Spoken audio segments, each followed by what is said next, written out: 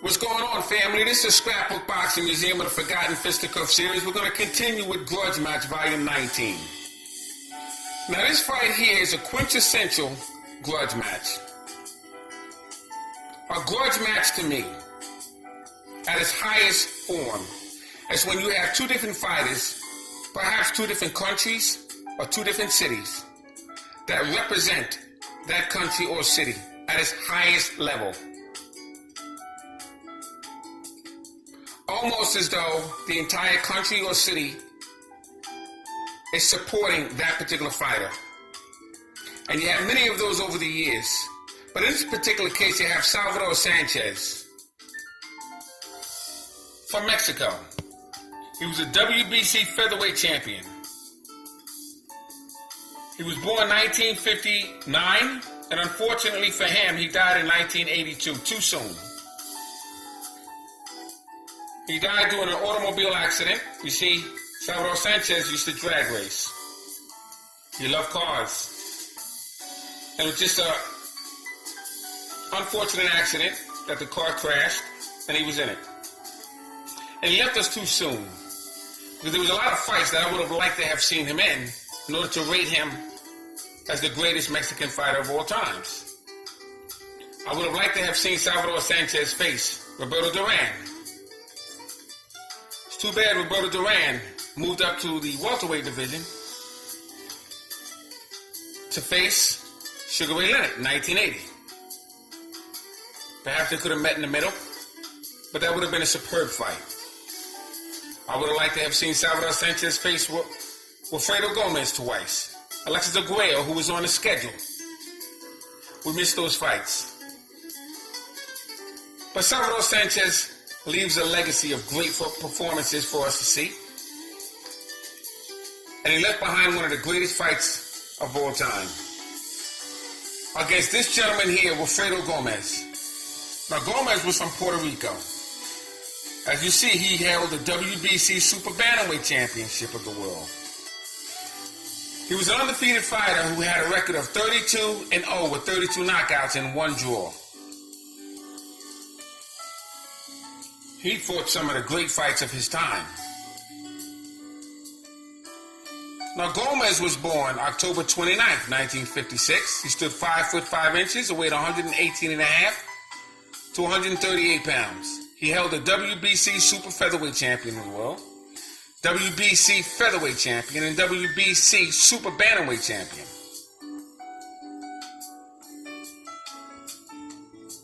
He wound up with a record of 44-3-1 with 42 knockouts. He would fight Rocky Lockridge. Unfortunately for him, Rocky Lockridge hit him in the neck, and he lost his vocal cords.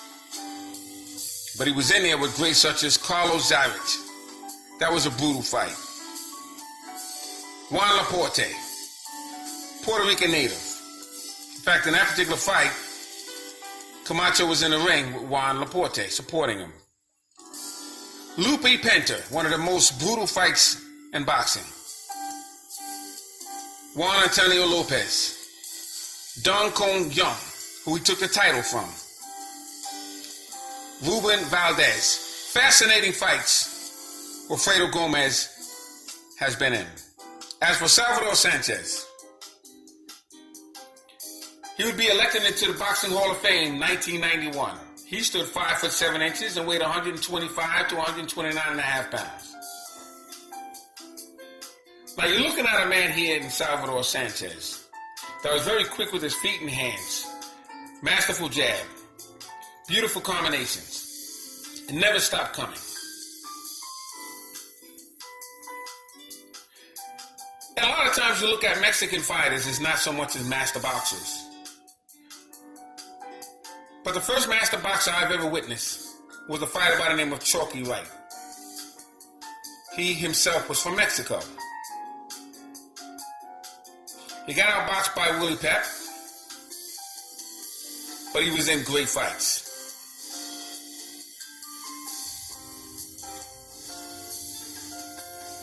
Salvador Sanchez would fight fighters such as Dan Little Red Lopez, who he took the title from in 1980.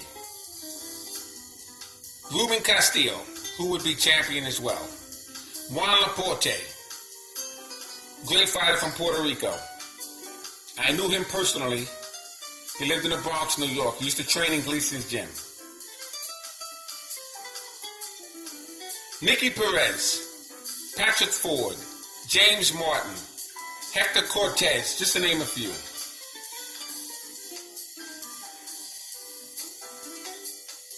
Salvador Sanchez would face Danny Little Red Lopez, February 2nd, 1980. And that's a masterful performance that he put on to get Danny Little Red Lopez out of there in 13 rounds. That fight took place in Phoenix, Arizona. And I remember Angelo Dundee was very, very amazed at Salvador Sanchez because Danny Little Red Lopez was known for being able to take a punch and punch very, very hard. Danny Little Red Lopez had a majority of knockouts. And there was always talk of what it would be like for Salvador Sanchez to face Wilfredo Gomez, because he himself was a knockout and punching machine. He knocked everybody out that he faced. 32 opponents, except for one draw. So I want to go through that fight with you, but I want to do it right here on the Museum of the Forgotten Fisticuffs series.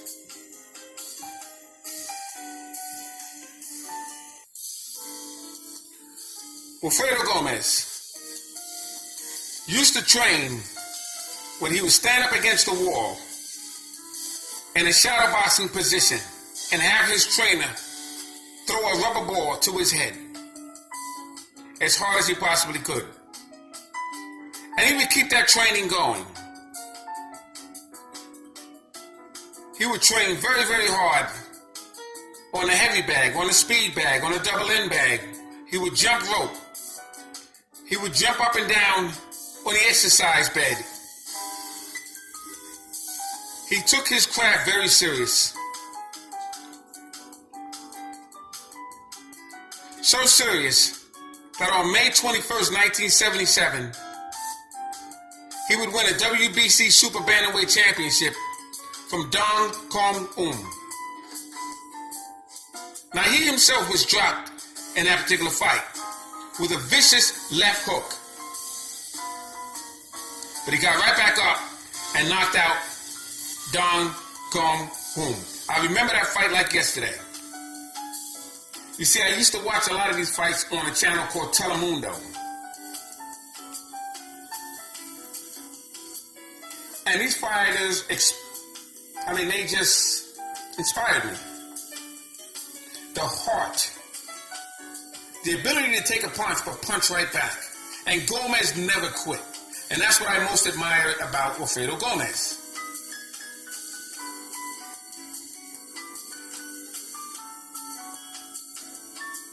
He was a vicious body puncher. Great combinations. October 28th, 1978, he would fight a fighter by the name of Carlos Zarate. Now, Carlos Zarate was a fantastic fighter himself.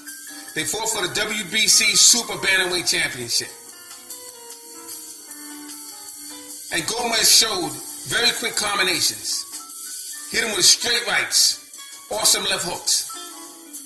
And that fight went back and forth. But eventually, Carlos Zarate couldn't take the punishment of Wilfredo Gomez.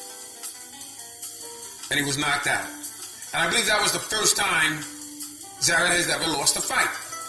August 21st, 1981. He would face Salvador Sanchez, WBC featherweight champion of the world. Now the referee for that fight was Carlos Padilla. Carlos Padilla was the referee for the Thriller Manila, famous fight in 1975 with Smoking Joe Frazier and Muhammad Ali.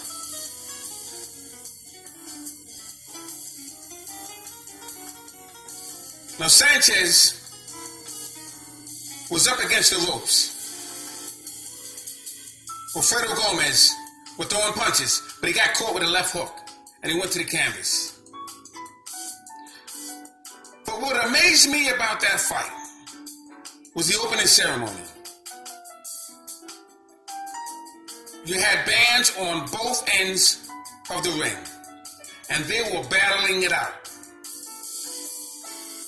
Don King was the promoter.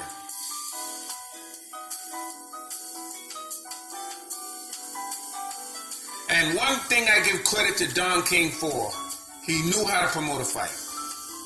He knew how to entertain his audience. That fight was held in Las Vegas, Nevada.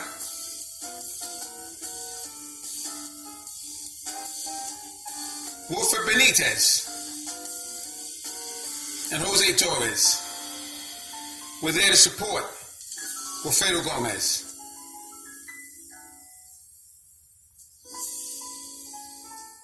And I'll tell you, that was one of the greatest fights of all time.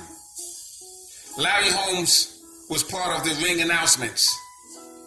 Commentators. Don Dunphy was in the building. On the other network, you had Howard Cosell. You had Ken Norton. It was an outstanding night. Salvador Sanchez will face a fighter by the name of Jose Chavez on April 24th, 1976. And he was having a lot of problems in that fight because Jose Chavez had a beautiful left jab. Sanchez was hurt in the fight, but he fought back. And he would eventually stop Jose Chavez with left uppercuts because Chavez had a habit of leaning forward before he threw punches. I watched that fight live on Telemundo. Sanchez couldn't have been any older than about 19 years old or 20. He was very young. Probably younger than that. December 25th, 1976, he would fight a fighter by the name of Antonio Leon. I'm remembering this at the top of my head because it was like yesterday to me. The problem with Antonio Leon, he punched very wide. And with the awesome counter-punching ability of Salvador Sanchez, he was able to get him out of there.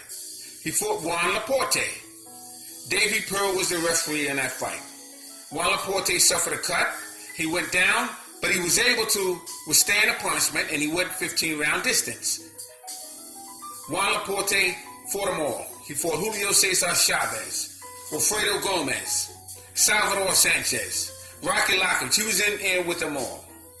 Very underrated Puerto Rican fighter. Great fighter. On December 13th, 1980,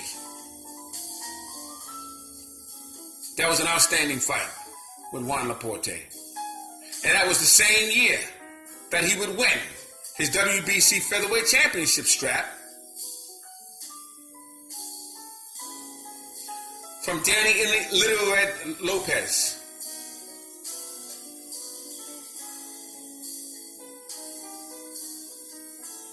Gomez at the time was 32-0 with 32 knockouts. He had one draw. Both men were 126 pounds. Chuck Hall was the ring announcer that night in Las Vegas. Don King was the promoter.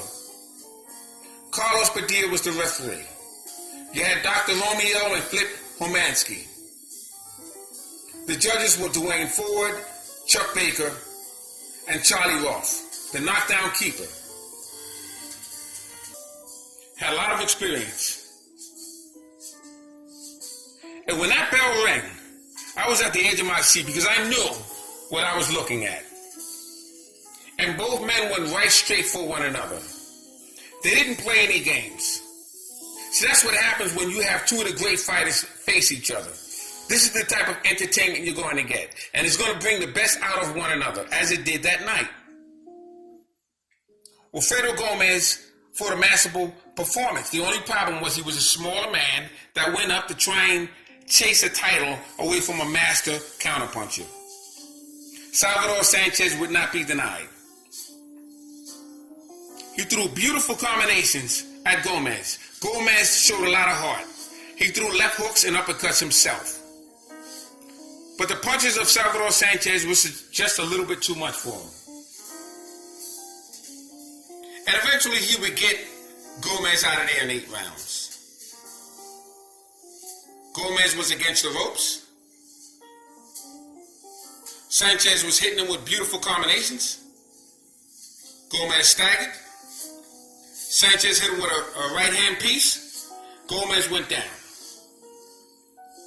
And he got caught in the ropes, and Sanchez hit him a few more times. Gomez had both his eyes closed and shut, but he still fought back. You don't have fighters like that anymore. I have to salute both of these fighters. That was one hell of a grudge match. And unfortunately, like I said, Salvador Sanchez didn't get an opportunity to have a rematch with Gomez. That was the plan. And to fight Alexis Arguello after Gomez. He faced Azuma Nelson. He was in there with some great fighters. As for Wilfredo Gomez, he stayed in the ring a little too long. After fighting Rocky Lockridge punched him in the neck, and it disturbed his vocal cords. Then he got in trouble with drugs. He was in and out of prison. But as a fighter, undeniably, I have him, the greatest Puerto Rican fighter that laced on the gloves. Salvador Sanchez, I have him number 2, greatest Mexican fighter, because he didn't get an opportunity to display his talents long enough. He was shortchanged because of an automobile accident. I would have loved to see him face Bobby Chacon, Bazooka Limon, Roberto Duran, Alexis Arguello, a rematch with Wilfredo Gomez, perhaps Rocky Lockridge.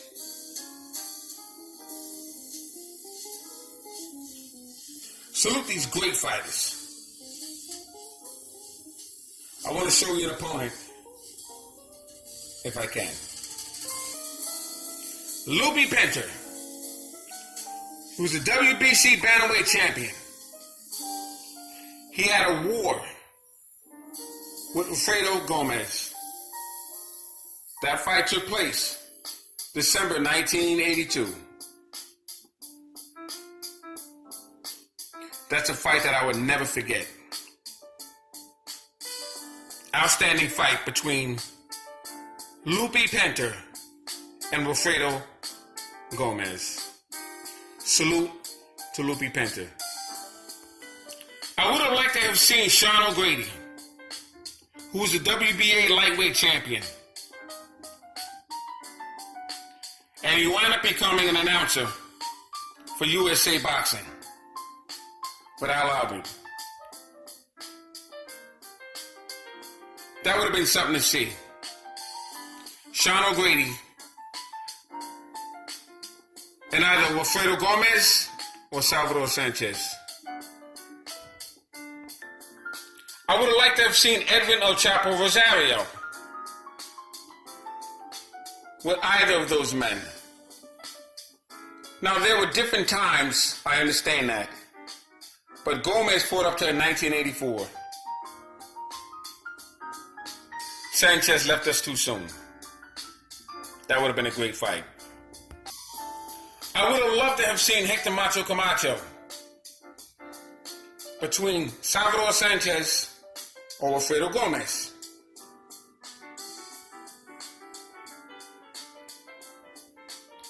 Macho Man and Sanchez. That would have been an outstanding fight.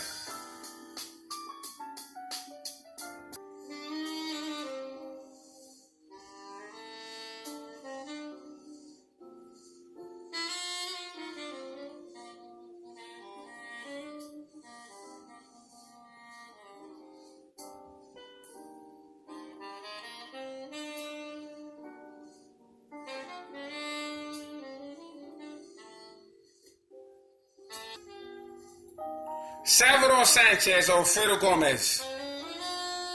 The Black Mamba, Roger White Mayweather.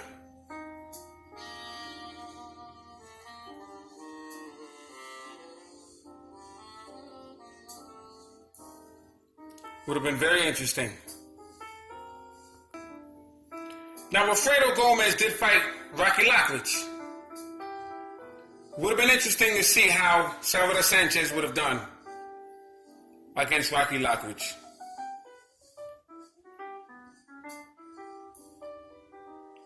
You see, these are the fights that are missing.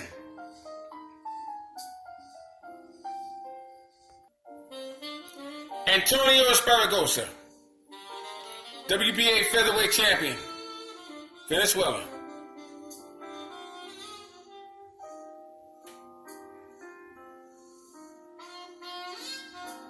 Would have been very interesting to see Sanchez or Gomez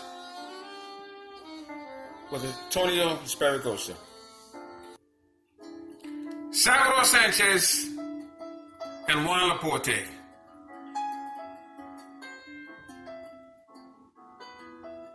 That was an outstanding fight.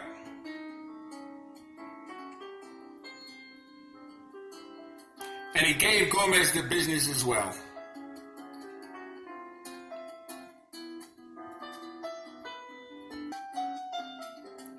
Alexis Arguello, that was the fight that we were all waiting for with Salvador Sanchez. Or perhaps Alfredo Gomez.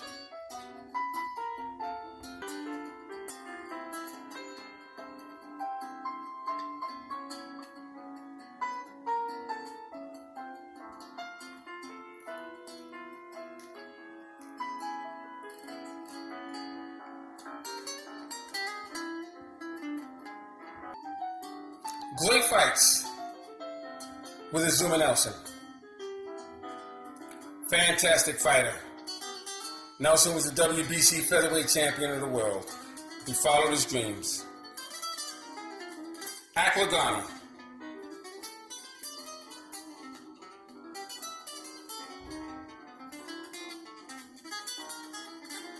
Now he would have his wars with Gabriel Ruelas. But at that time, he was a little up in age.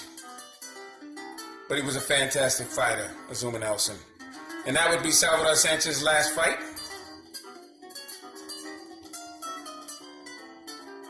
Salute to Azuma Nelson.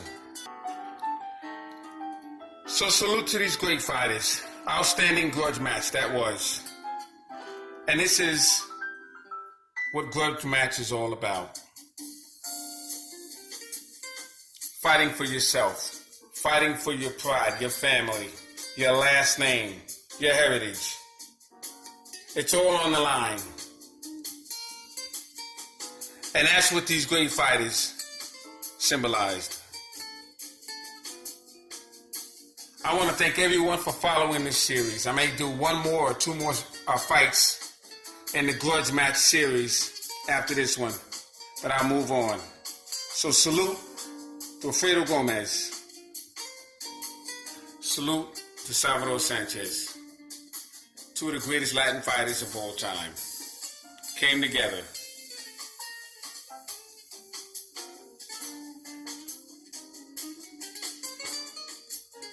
Like warriors.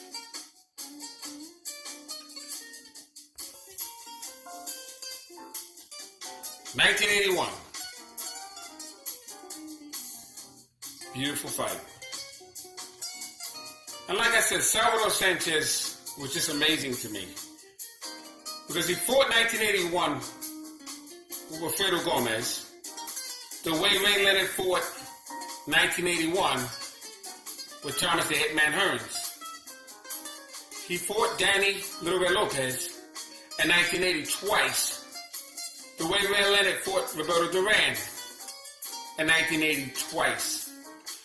So I would like to ask anyone to leave in the chat, do you think Salvador Sanchez and Danny Little Red Lopez series in 1980 was a better series than Sugar Ray Leonard and Roberto Duran in 1980? Leave that answer in the comment section. Thanks for hanging in there with me. This is Scrapbook Boxing, Museum of the Forgotten Fisticuffs series. Salute to Curtis Anderson for the Blood Boxing. And all my subscribers.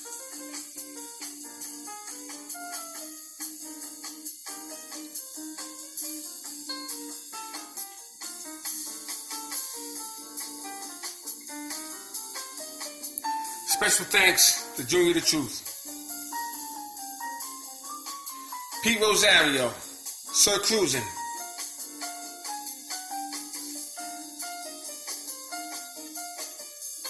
Best fight the best.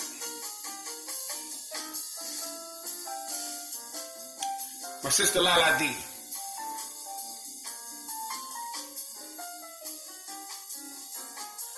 Brother Reef the Watcher.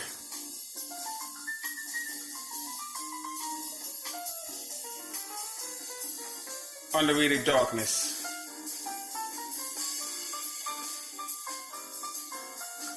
Nacho Champion.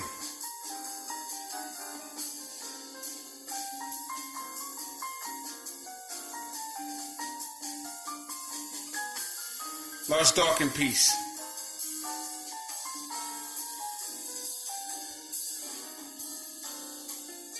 Salute.